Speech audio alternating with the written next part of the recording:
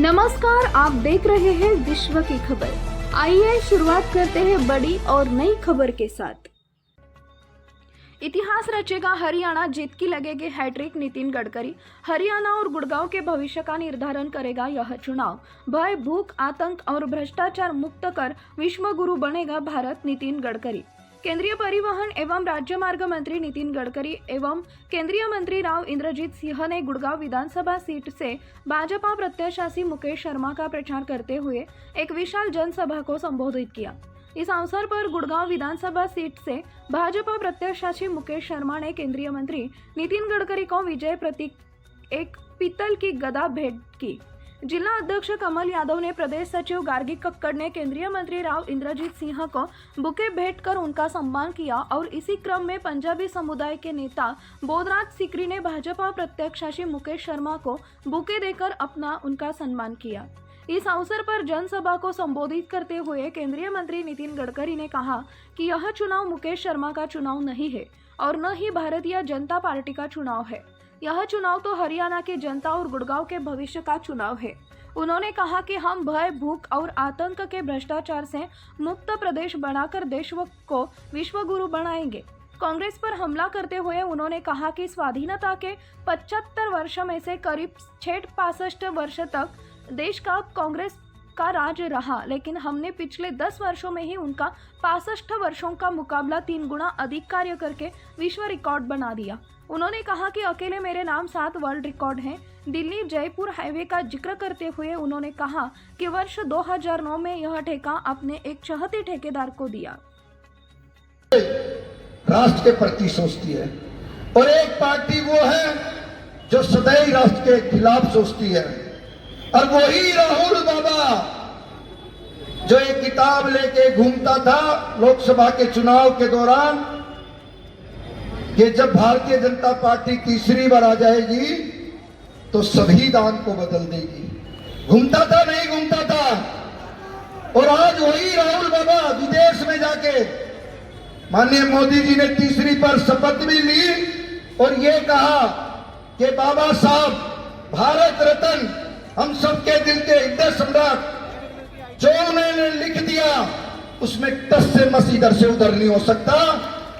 ऐसे हमारे यशस्वी प्रधानमंत्री श्री नरेंद्र भाई मोदी जी ने, और वो ही राहुल बाबा विदेश में जाता है और बोलता है कि आरक्षण खत्म हो जाए तो भारत तरक्की कर सकता है। मैं आपसे एक ही विनती करता हूं, प्रदेश की जितनी योजनाएं हैं वो हमेशा आज तक कांग्रेस के राज में कभी पर्ची चलती थी, कभी खर्ची चलती थी। कोई भी इतनी बड़ी जनसभा में एक भी व्यक्ति ये नहीं कह सकता कि भारतीय जनता पार्टी के 10 साल में कोई पर्ची चली हो, कोई खर्ची चली हो। ये वही कांग्रेस की सरकार है। जब 14 से पहले थी तो इन्होंने सिर्फ एक ही काम किया, माननीय मंत्री जी, यहां पर सिर्फ प्रॉपर्टी डीलिंग की है, सिर्फ प्रॉपर्टी डीलिंग की है। भोले भाले किसानों की जमीन के नोटिस देके और प्राइवेट बिल्डरों से खरीदवाए, ये काम माननीय हुड्डा साहब ने हरियाणा में किया और खासकर गुड़गांव में किया। आप सबसे एक विनती है, तीसरी बार हरियाणा में भारतीय जनता पार्टी की सरकार बनाए और आने वाली 5 तारीख को अपने भाई, अपने बेटे को आप 4 नंबर पे मेरा चुनाव निशान है, आप उसका बटन दबाएं और अपने बेटे, अपने भाई को कामयाब बनाएं। अब सबसे यह विनती करता हूं, और जो जोश आपका है, जो आप सब लोग इतनी मेहनत कर रहे हैं, इस मेहनत का मैं आप सब लोगों से एक विश्वास दिलाता हूं। राव साहब ने भी कहा कि एक सेवक के रूप में भी और एक पहलवान के रूप में भी हमेशा गुड़गांव जैसे जिले के लिए बजरंग बाला की तरह एक ठाडा चौकीदार चाहिए। तो आपका चौकीदार भी हूं और आपका सेवक भी हूं। आज इतनी बड़ी संख्या में आप सब लोग पहुंचे हो,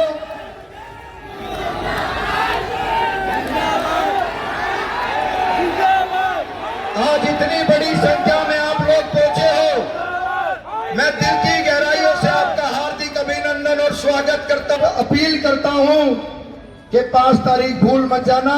और एक ही बात याद रखनी है, क्योंकि मेरे नाम का एक प्रत्याशी और भी खड़ा किया हुआ है, सिर्फ एक ही बात याद रखनी है, कमल कमल कमल कमल कमल, भारतीय जनता पार्टी, भारतीय जनता पार्टी, यही विषय में ध्यान रखना है।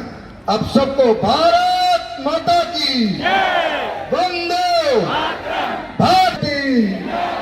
माननीय नितिन गडकरी जी, माननीय राजेंद्रजीत सिंह जी, जय हिंद जय भारत। जब दर्शन करने के लिए आते हैं, 52 शक्ति पीठ की एक पीठ है मां शीतला, 3-3 4-4 घंटे लग जाते हैं मान्यवर। हम भी चाहते हैं जयपुर में आपने जैसे एलिवेटेड रोड बनवाए हैं, ऐसे गुरुग्राम में भी एलिवेटेड रोड बने और हम सब लोग बड़ी खुशी के साथ,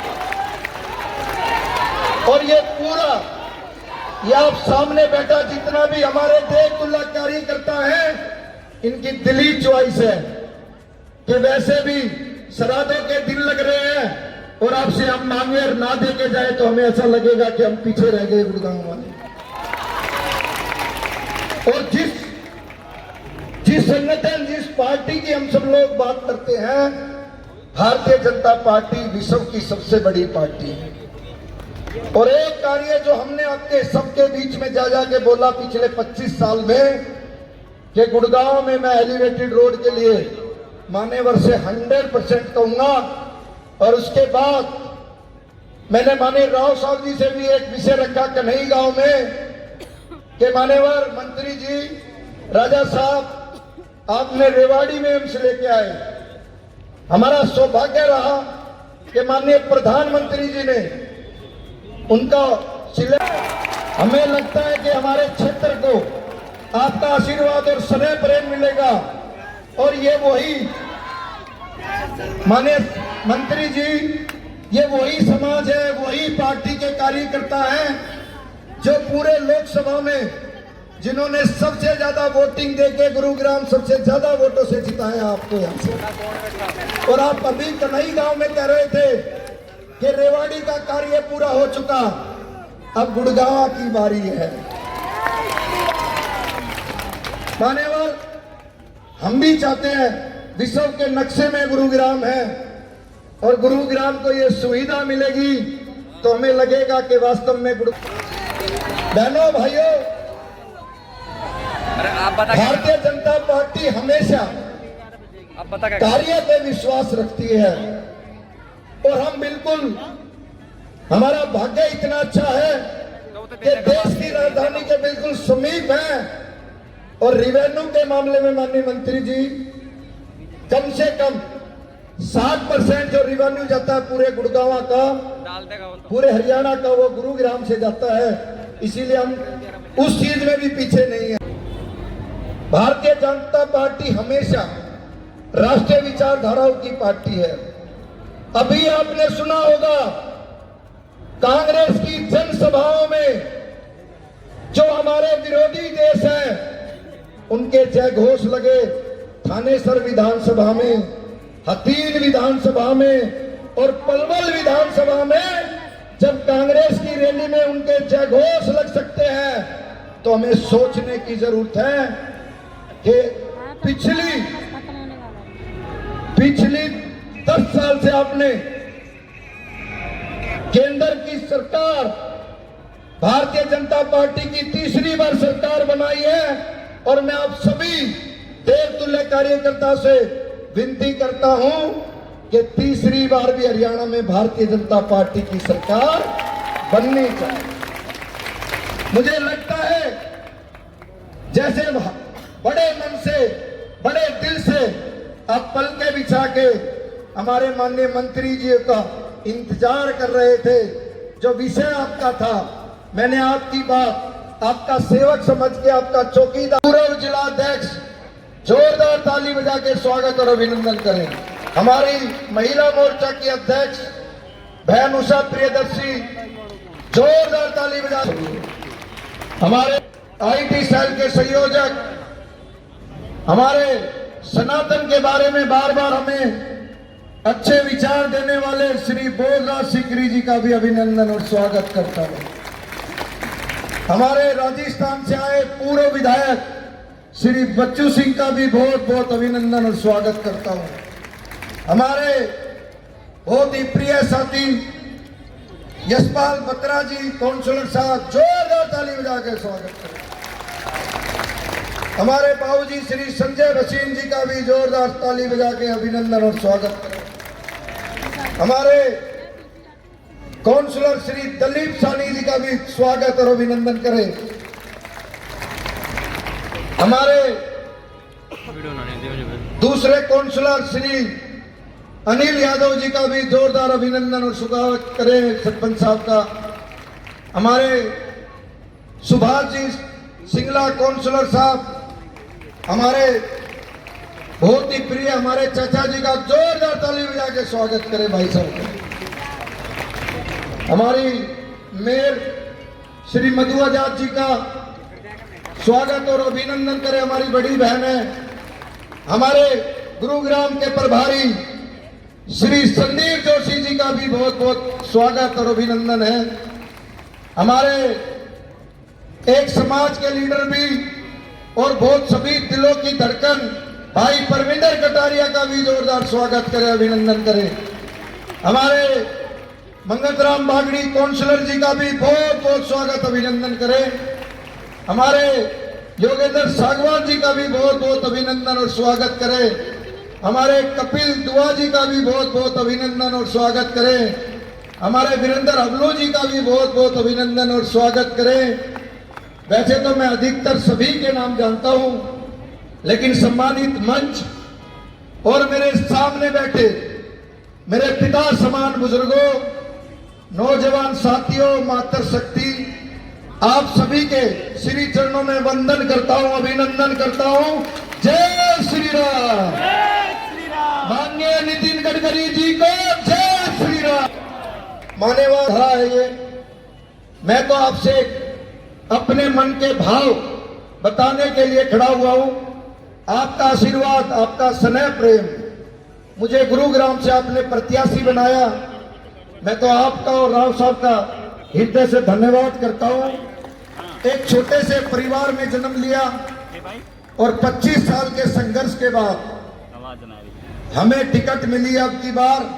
और ये टिकट जितनी माताएं बहनें बैठी हैं, बुजुर्ग बैठे हैं, नौजवान साथी बैठे हैं, भारतीय जनता पार्टी का एक एक कार्यकर्ता, पदाधिकारी, ये उस कार्यकर्ता को अपने टिकट दिया है जिसका 25 साल का संघर्ष है, रात दिन मेहनत की है।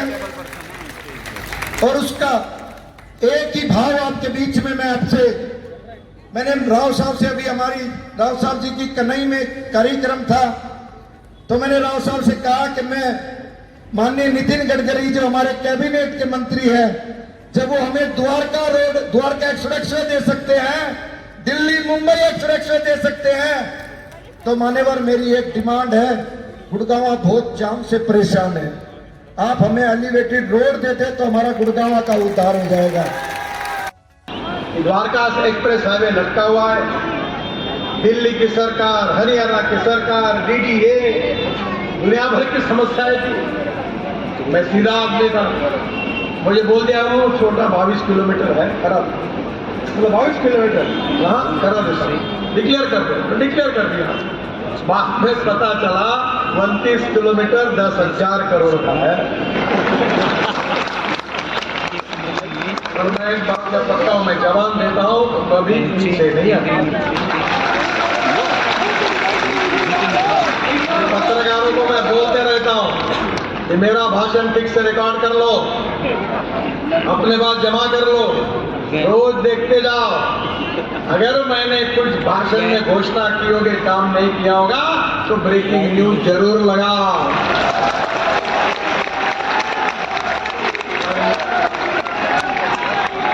मेरा विश्वास है कि मेरे पत्रकार भाई और बहनों अपनी जिंदगी में मेरे खिलाफ ब्रेकिंग न्यूज लगा नहीं सकते, क्योंकि मेरे में ये भी धमक है कि मुझे अगर कोई काम नहीं करना है तो मैं बोल देता हूं ये काम नहीं होता। मेरे कॉन्स्टिट्यूंसी में मैं भी तीसरी बार लोकसभा चुनाव जीता हूं। में फ्लाईओवर, उसके ऊपर में बैठो। और मुझे ये पहले ही मंजूर हो गया। जब मैं गया देखने के लिए तब मुझे लगा कि नहीं, इसको बड़ा करना चाहिए। अभी जो बात आपने कही कि धौला कुआं से लेकर गुड़गांव आने तक काफी ट्रैफिक जाम होता है, पर अब द्वारका एक्सप्रेस हाईवे का निर्माण 20-25 किलोमीटर है और लेन वाइज अगर हिसाब करेंगे तो 572 किलोमीटर है। एक ब्रिज पर 4 फ्लाईओवर है ऊपर। और इतना ही नहीं, तो जो रेलवे का आरोही है उसके नीचे से हमने एक टनल बनाई है और वो टनल डायरेक्ट T3 जाएगी और T2 भी जाएगी। और मैं आपको बताना चाहता हूं, गुड़गांव से एयरपोर्ट जाना होगा तो आप 12 से 15 मिनट में पहुंच जाओ। अगर आप पानीपत से पहुंचना चाहते हो तो UR2 बनाया 10,000 करोड़ का हमने, उसका भी अक्टूबर में उद्घाटन होगा। और उस रोड से पानीपत से निकलकर हमारे द्वारका एक्सप्रेस हाईवे को कनेक्ट होके आप नीचे से टनल से T2 T3 पे जाएंगे केवल आधा घंटे। अब दिल्ली का चक्कर मारने की जरूरत नहीं है। हमारे सरकार ने इस दिल्ली को बदल दिया, गुड़गांव को भी बदल दिया और काम करने की भी आवश्यकता है। दिल्ली से देहरादून 9 घंटे लगते थे, अब दिल्ली से देहरादून। देश के प्रति उनके समर्पण पे कोई शंका, समाज के प्रति समर्पण पे कोई शंका, सनातन धर्म के प्रति समर्पण पे कोई शंका और दुश्मन को धूल चुटा के आने की उनकी क्षमता पे कोई शंका। वो व्यक्ति जिसके नेतृत्व में आज हमारी रक्षा नीति, विदेश नीति, शिक्षा नीति, आर्थिक नीति पूरे विश्व में अग्रणी बन गई है। उधर घुसा, थोड़ा सा उसने दुस्साहस दिखाया तो उसके घर में घुस के उसको मार किया है। हमारा कैप्टन अभिनंदन गलती से पाकिस्तान में पहुंच गया तो 4 बजे मोदी जी का फोन गया था कि 10 बजे मिसाइल आपको छोड़ी जाएगी पाकिस्तान को। 6 बजे पाकिस्तान की संसद बैठती है और 8 बजे मैसेज आता है कि कल सह सम्मान अभिनंदन को छोड़ दिया जाएगा, भारत पहुंचा दिया जाएगा। आर्थिक नीति कैसी? 10 साल में 10वें पायदान से भारत को